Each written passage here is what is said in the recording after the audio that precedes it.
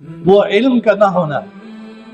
جب ہم علم سے دور رہتے ہیں، امام بخاری رحمہ اللہ نے فرمایا ہے کہ سب چیزوں سے اول مسلمان کی زندگی میں وہ علم، العلم قبل القول والعمل، بات کرنے سے بھی پہلے، عمل کرنے سے بھی پہلے وہ علم ہے۔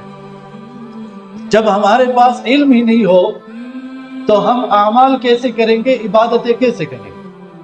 اگر کریں گے بھی تو اپنے جذبات کے مطابق، اپنے رواج اور رسم، اپنے علاقے کے مطابق کریں گے، اور خیال یہی ہوگا اللہ تعالیٰ کو راضی کر رہے ہیں، لیکن ہوگا نہیں،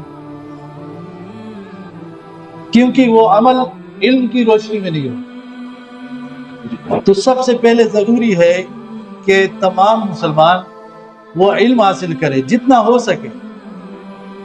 یہ بات یاد رکھیں کہ یہ 6 سالہ کورس، 8 سالہ کورس، یہ صرف اس لیے ہوتا ہے کہ وہ بنیاد بن جائے۔ باقی جس عالم نے زندگی کے جس موڑ پہ بھی مطالعہ چھوڑ دیا، مسائل کی تحقیق چھوڑ دی، وہ بھی جاہل ہو جائے گا، بھول جائے گا سب کچھ۔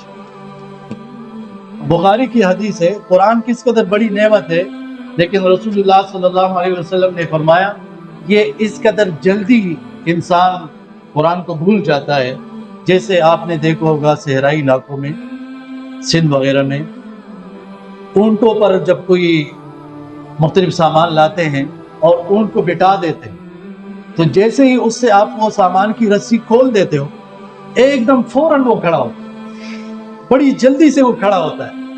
تو رسول اللہ صلی اللہ علیہ وسلم نے فرمایا کہ یہ قرآن اس قدر، اس تیزی سے انسان بھول جاتا ہے، اگر آپ اس کو بار بار پڑھو گے نہیں۔